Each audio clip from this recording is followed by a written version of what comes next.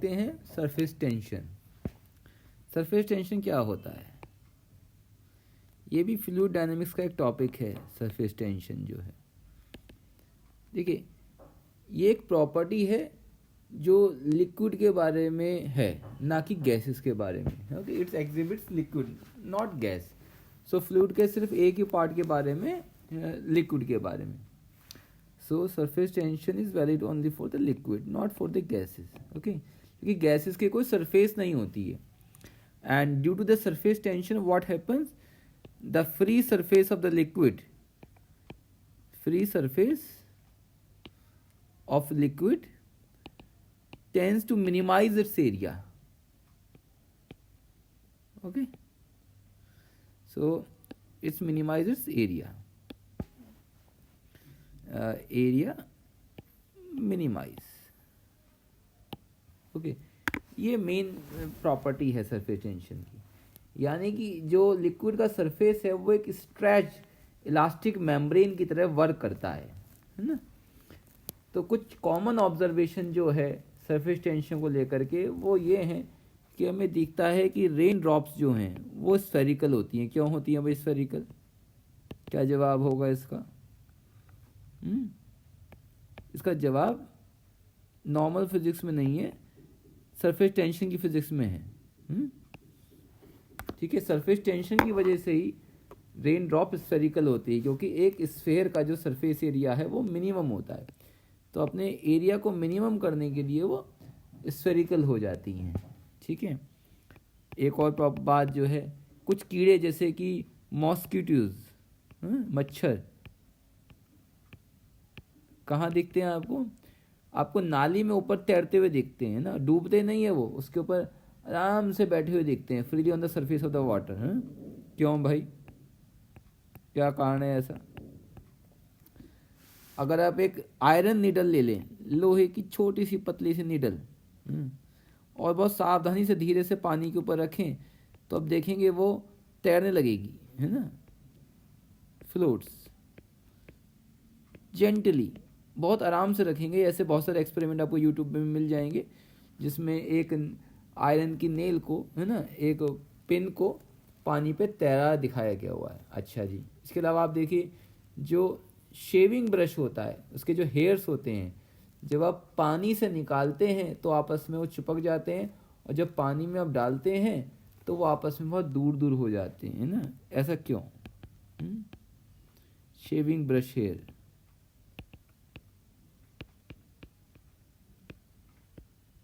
इनका जो बिहेवियर है।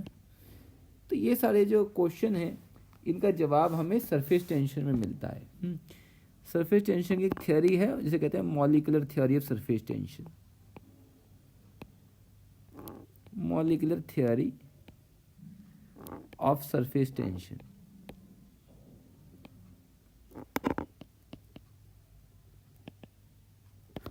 क्या थ्योरी है वो? देखिए, जो आप देखते हैं कि जो फिनोमिना है सरफेस टेंशन का, ये रिजल्ट है अट्रैक्शन का। अट्रैक्शन की वजह से ही ये फिनोमिना है। और किस चीज़ का अट्रैक्शन? मॉलिक्यूल्स का अट्रैक्शन, है ना, near the surface of the boundary of the liquid. ये जैसे हमारे पास लिक्विड है तो इस बाउंड्री पर यहाँ पे कुछ हम मॉलिक्यूल्स मान लेते हैं, कुछ नीचे मान लेते हैं।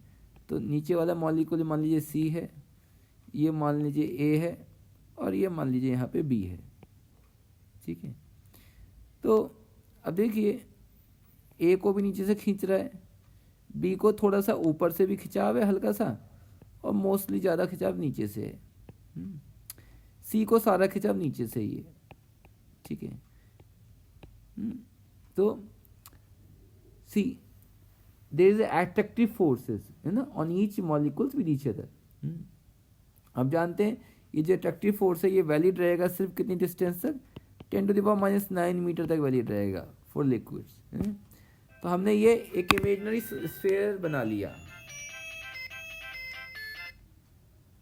ओके, ये हमारा एक इमेजिनरी स्फीयर है। अच्छा जी, अब जो कि यहाँ पे हमने जो इस बाउंड्री पे जो स्फीयर बनाया है ये सिर्फ आधा नीचे की तरफ है ना। तो अब देखिए इस पर टोटल फोर्स नीचे का अट्रैक्शन है, अट्रैक्टिव फोर्स है। और इस पे नल फोर्स 0 है। तो देखिए सरफेस के जो मॉलिक्यूल्स हैं उन पे नीचे की तरफ फोर्स लग रहा है, यानी कि ये फोर्स इनके एरिया को मिनिमाइज करने की कोशिश कर रहा है। यही जो फोर्स है वो सरफेस टेंशन का फोर्स है। ठीक है, तो सरफेस टेंशन का जो फोर्स है वो लिक्विड के सरफेस एरिया को जो है मिनिमाइज करने की कोशिश करता है। तो हम इसे ऐसे भी डिफाइन कर देते हैं, इसकी डेफिनेशन ऐसी भी कह देते हैं कि surface tension of a liquid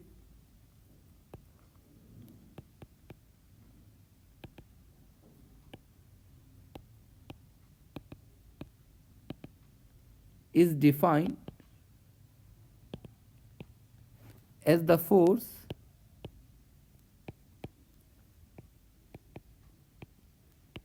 per unit area. Okay, oh sorry, per unit length, not area, per unit length. Area के लिए फिर एनर्जी आ जाएगी, acting on A line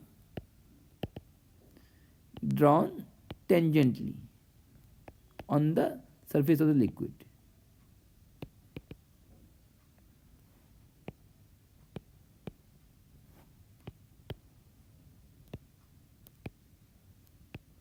So एक लिक्विड के सरफेस पे अगर आप एक लाइन ड्रॉ कर लें, है ना, एक इमेजिनरी लाइन ड्रॉ कर सकते हैं लिक्विड के सरफेस पे आप। ये कोई सरफेस है, यहाँ पे आपने एक इमेजिनरी लाइन ड्रॉ कर ली और इस पे जो भी आपका फोर्स लग रहा है पर यूनिट लेंथ पे, वही सरफेस टेंशन कहलाता है। टी से रिप्रेजेंट कर दीजिए, या फिर कई लोग इसे एस से भी रिप्रेजेंट कर देते हैं, surface tension force upon length. इसकी जो यूनिट है वो हो गई न्यूटन पर मीटर और इसकी जो डायमेंशन है वो हो गई mt-2। ये एक स्केलर क्वांटिटी होगी ना, वेक्टर क्वांटिटी नहीं। अच्छा, सरफेस टेंशन को आप चाहें तो सरफेस एनर्जी की टर्म्स में भी डिफाइन कर सकते हैं, क्योंकि एरिया जो है वो मिनिमाइज हो रहा है। तो ये ऐसे डिफाइन कर सकते हैं, मान लीजिए कि आपने एक रेक्टेंगुलर आपका कोई वायर ले लिया और इस वायर को आपने एक सोप बबल में भिगा दिया, है ना। सोप बबल में भिगा देंगे तो उसके ऊपर एक फिल्म बन जाएगी। और हमने एक और रॉड ले लिए है यहाँ पे, इस रॉड का नाम दीजिए BC, और ये मान लीजिए सोप बबल है पूरा का पूरा। तो आप देखिए कि अगर मैं इसे BC को मूव कराऊंगा यहाँ तक, हल्का सा स्ट्रेच कर दिया मैंने, हल्का सा स्ट्रेच हो भी जाएगा ये, तो आपको कुछ काम करना पड़ेगा, है ना। ये जो वर्क कितना होगा, ये फोर्स इनटू डिस्प्लेसमेंट। मान लीजिए डिस्प्लेसमेंट ये जितना भी हुआ है। अच्छा, ये ध्यान रखिए कि डबल फिल्म होंगी, तो डबल की फिल्म की वजह से जो एरिया इंक्रीमेंट हुआ है ये वो कितना होगा D, और ये लेंथ मान लीजिए L है, इंटू L, लेकिन दो साइड है तो इंटू 2 हो गया, क्योंकि ऊपर नीचे दो साइड एरिया है। तो वो कोई कहे कि कितनी एनर्जी खर्च हुई, अगर इस टर्म्स में देखें कितना वर्क करना पड़ा, हमें सिर्फ देखें तो एक तरह से देखिए, क्योंकि S जो है हमारा सरफेस टेंशन जो है वो एक तरीके से surface energy per unit area को भी डिफाइन करता है। मान लीजिए हम ये दिखा रहे हैं, S is a surface energy per unit area, ये हम डिफाइन कर रहे हैं।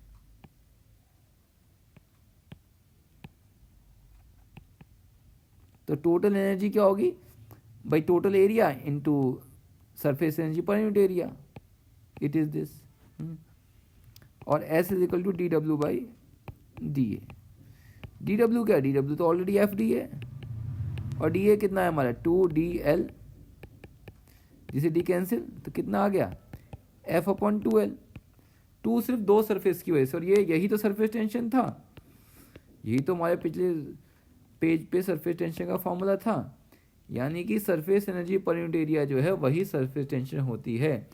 Surface tension is the force per unit length of a line in plane of surface, okay, and it's equivalent to the surface energy per unit area.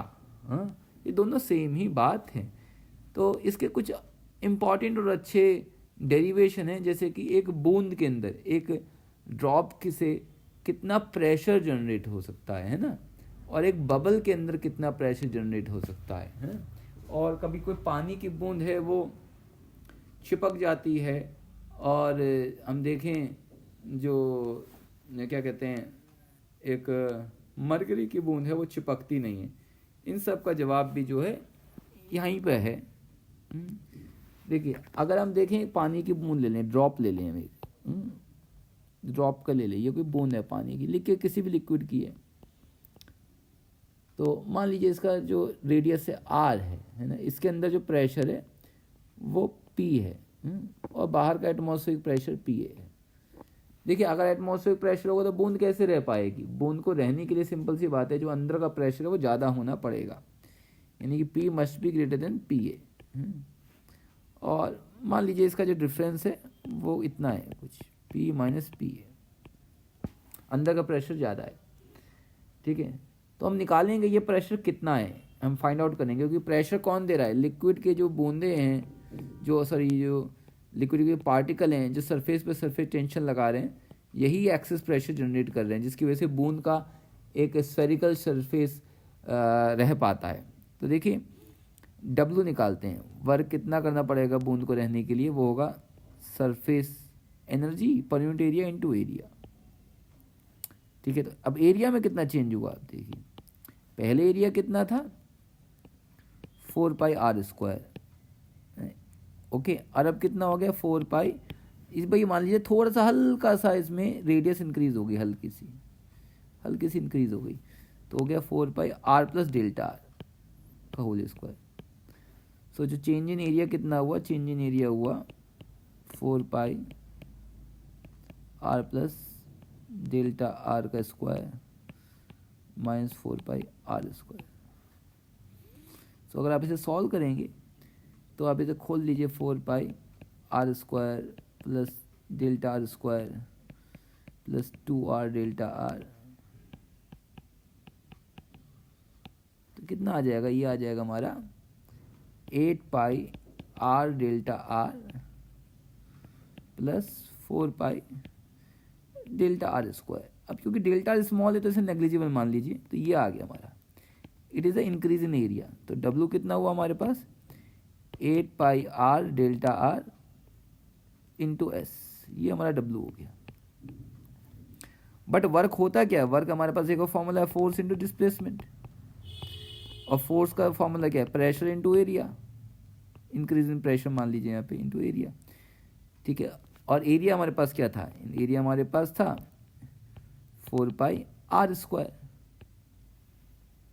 ठीक है, तो या फिर आप इसे ऐसे भी लिख सकते हैं, अगर इस टर्म में नहीं लिखना चाहते तो, और सिंप्लीफाइड करके लिख देते हैं जी कि W is equal to F into d, और F हो गया P इंटू A, और लेंथ कितनी इंक्रीज हुई डेल्टा R, ऐसे लिख लीजिए, चलिए ज़्यादा बेटर है।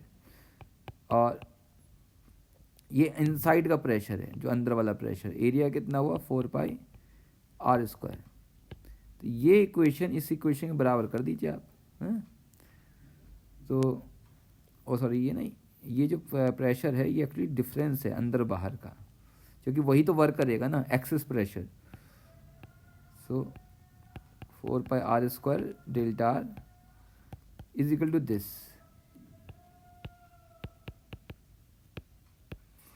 अब देखिए आप कट कर सकते हैं बहुत सारी चीज़ें, डेल्टा r कट कर दीजिए, एक r कट कर दीजिए, ये कट कर दीजिए 2, है ना, तो क्या आ जाएगा ट्वाइस, ट्वाइस तो इधर नहीं आएगा, ट्वाइस इधर आएगा, एक delta P into R is equal to twice S, और delta P is equal to twice S upon R।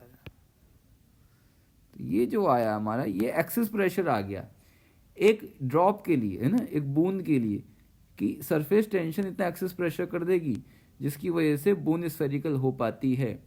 तो बूंद बूंद क्यों होती है, ये बूंद गोल क्यों होती है? उसका रीज़न है सरफेस टेंशन। अगर सरफेस टेंशन नहीं होता तो बूंद हमारी या ड्रॉप जो हमारी जो है वो ऐसी नहीं होती। और ध्यान रखिए बूंद का सरफेस कितना होता है, बूंद में सिर्फ एक सरफेस होता है बाहर का, है? 2 सरफेस नहीं होते हैं। अगर बूंद की जगह कोई बबल लेते हैं तो उसके 2 सरफेस होते हैं ना, ठीक है।